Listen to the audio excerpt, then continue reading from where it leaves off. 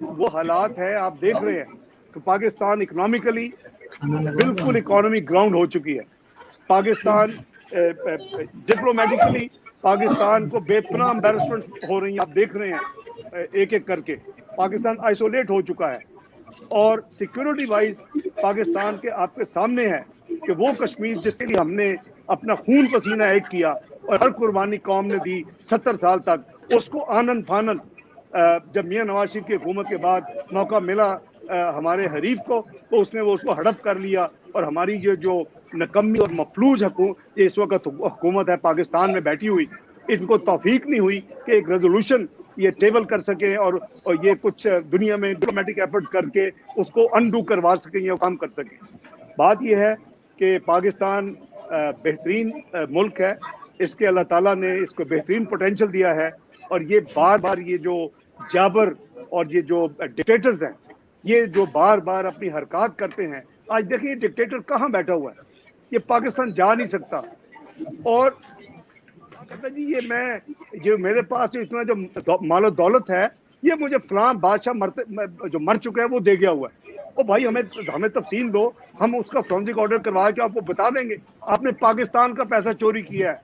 General Musharraf کرو پاکستان کو, اور تمہارے جو سکسیسرز ہیں ان کو بھی اللہ تعالیٰ ہدایت دے کہ وہ پاکستان کے ساتھ یہ کھیل مت کھیلیں کہ جس سے پاکستان کی قوم جس کنویں میں گہرائی میں گر چکی ہے کہ وہ وہیں پڑی رہے.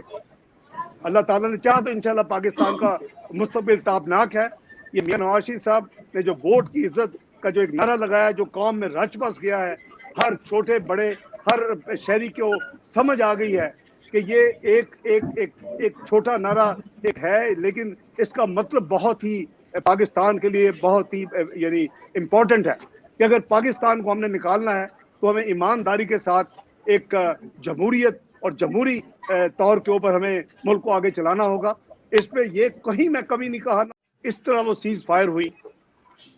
سیز فائر سے جو آخری پہلے میٹنگ ہوئی جون کے اینڈ میں جس میں جنرل مشرف موجود تھے, میں آپ کو نئی چیز بتانے لگا ہوں. میں نے ان سے سوال کیا اس میٹنگ میں, نیشنل ڈیفنس کمیٹی تھی, نیشنل سیکورٹی کمیٹی کا نام بعد میں دیا گیا, defence committee of the cabinet میں میٹنگ ہو رہی ہے اور وہ اپنا ایک نقشہ بتا رہے ہیں کہ یہ چوکیاں ہم نے قبضہ کی تھیں, یہ چوکیاں نکل گئی ہیں. تو میں نے ان کو 2 سوال کیے, میں آج پہلی دفعہ آپ کو بتا رہا ہوں. میں نے کہا جنرل مشرف یہ آپ آئی ہوپ کہ اب ساری دنیا میں بات ہو رہی ہے کہ یہ فریڈم فائٹر وہاں لڑ رہے ہیں, دنیا کہہ رہی ہے کہ یہ پاکستان کے بھیجے ہوئے لوگ ہیں, یہ پاکستان کے ملٹری پرسنل کے لوگ ہیں جو وہاں ہیں. ہمیں اربوں روپے کی کاسٹ پڑ رہی ہے سارے پروسیس میں اور بدنامی ہمیں مفت مل رہی ہے. میں کیا امید کروں کہ آپ جو چوکی آپ نے قبضہ کی ہیں اور جو پچھلے چند دنوں میں انڈیا آپ سے چند چوکیاں واپس چھین رہا ہے, کارپٹ بامبنگ کر رہا ہے, کہ آپ اس کو ریٹین کر سکیں گے. ایک بزدلانہ جواب مجھے ملا, خزانہ صاحب اگست میں اتنی وہاں برف پڑ جائے گی اگست سپٹمبر میں کہ ہمیں خود سب خالی کر کے واپس نیچے آنا پڑے گا. او بھائی اگر آپ نے یہ سارا وینچر کیا تھا تو اس لیے تو نہیں کیا تھا کہ ایک تماشا لگا کے اربوں روپے کا خرچہ کر کے پاکستان کو بدنام کر کے پھر آپ آرام سے 3-4 مہینے کے بعد نیچے آ جائیں گے, کیونکہ ان کو پتہ چل رہا تھا ان کو مار پڑ رہی تھی اور وہ اس کو ریٹین نہیں کر سکیں گے. میں نے دوسرا سوال کیا اور یہ سوال بھی پہلی دفعہ میں یعنی ڈیولج کر رہا ہوں. اس کے گواہ ہیں میاں نواز شریف صاحب, گواہ ہیں دوسرے وزراء گواہ ہیں جو defence committee of the cabinet اس آخری میٹنگ میں تھے. میں نے کہا اگر آپ کو ہم انلمیٹڈ فنڈز کمٹ کریں میاں نواز شریف کی گورنمنٹ, کیا آپ ہمیں کشمیر اب لے کے دے سکتے ہیں اس وقت؟ اب ہم بدنام تو ہو گئے. انہوں نے کہا ڈار صاحب یہ ہم کئی سو میل دور ہیں, وہ تو ممکن نہیں ہے. یہ ایک بزدل ڈکٹیٹر جو بعد میں بنا, یہ اس کے جوابات تھے. اور اس کے بعد میاں نواز شریف صاحب گئے اور پھر آپ کو پتا کہ وہ سیز فائر ہوئی. اور اس کے بعد جب سیز فائر ہو گئی اور میاں نواز شریف صاحب نے ان کا بھی بھرم رکھا, فوج کی بھی احترام اور عزت رکھی دنیا میں قائم, اور وہ آج بھی اس میں فخر محسوس کرتے ہیں. ہم سب خوش ہیں کہ ہم نے وہ ایک اچھا کام کیا, ہماری حکومت نے اچھا کام کیا, ہمارے وزیر اعظم نے اچھا کام کیا, لیکن میاں نواز شریف صاحب کے خلاف ایک انٹریگ شروع کر دی جاتی ہے, ایک کیمپین شروع کر دی جاتی ہے جس میں یہ ماسٹر ہیں, جھوٹ کی کیمپین کو پھیلانے میں یہ ماسٹر ہیں. آپ پوری پاکستان کی تاریخ دیکھ لیں 74 سال کی, یہ جھوٹ کی کیمپین پھیلاتے ہیں اور یہ ملائن کرتے ہیں عوام میں لیڈرز کو, ان کے خلاف جھوٹ بولتے ہیں, ان کے خلاف غلط مقدمات کراتے ہیں, ان کو پھانسی چڑھاتے ہیں, ان کو ایگزائل میں بھیجتے ہیں, ان کو جیلوں میں بھیجتے ہیں.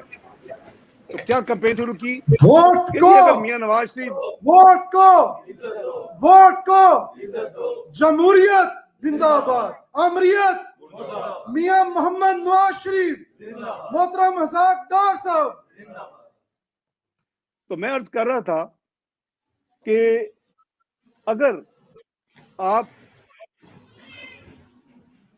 اپنے یعنی ٹریک پہ رہیں, لیکن انہوں نے یہ کیمپین شروع کر دی کہ جی اگر میاں نواز شریف کارگل کی جو جنگ شروع ہوئی تھی اس کو صلح نہ کروا کے بند نہ کرواتے, یعنی خود بھیجنے والے ہیں, خود منتیں کر کے بند کروائی, تو ہم کشمیر فتح کر لیتے.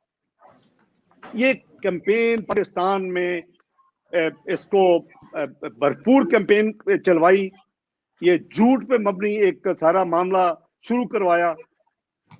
ہم نے اللہ کے فضل سے معیشت کو سنبھالا.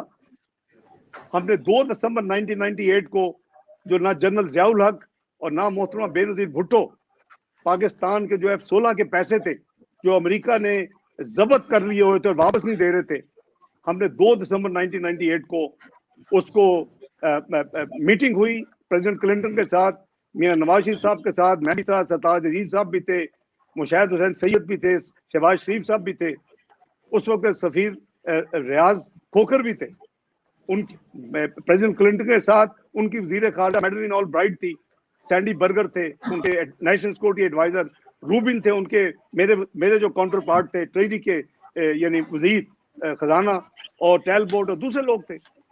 ہم نے اللہ کے فضل سے پاکستان ایک مقدمہ لڑا, ان کو کنونس کیا, پاکستان کی ریکوری کی, پھر پاکستان کے جو پابندیوں کے باوجود IMF کے پروگرام کو ریوائو کیا اور پاکستان کو ہم اٹیک پہ لے آئے.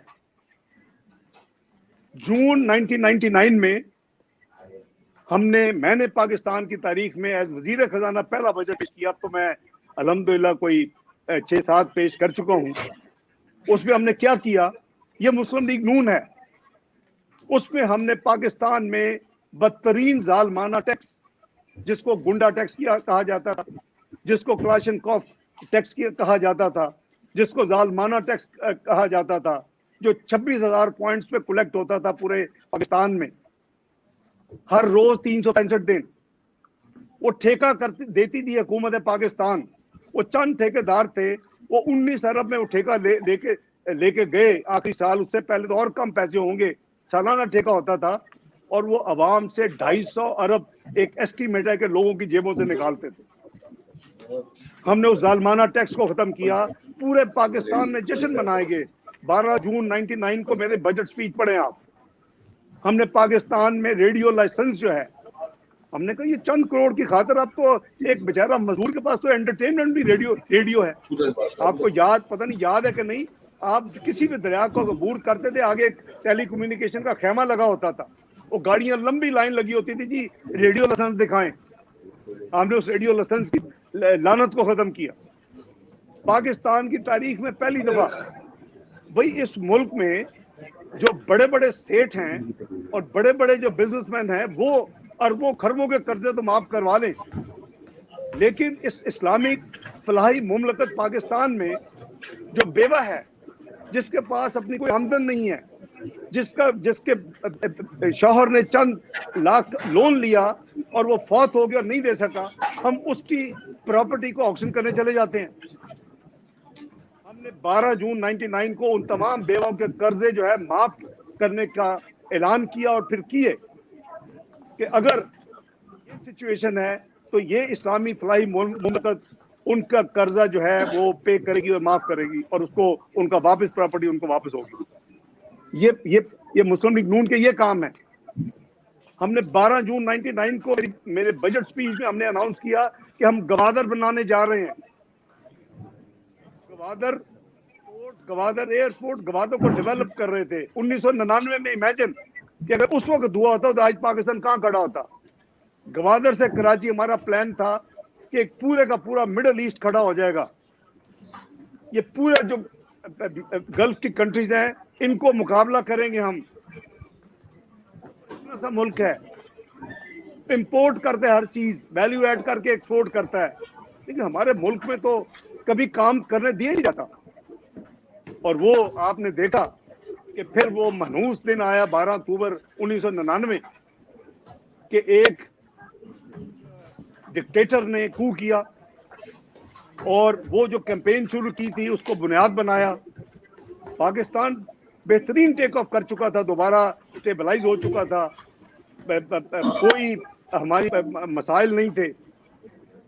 جو ہمارے ریزرو تھے وہ 414 ملین جو 6 نومبر 1998 کو تھے جب میں نے ٹیک اوور کیا, وہ $2.4 پہ پہنچ چکے تھے. اور پھر $2 ارب کی جو ادائیگیاں کرنے والی تھی وہ ادائیگیاں ہو چکی تھی. یہ پاکستان اس وقت اس طرح ایک یعنی ترقی کی طرف دوبارہ گامزن ہو چکا تھا کہ آل آف سڈن یہ کو کیا گیا.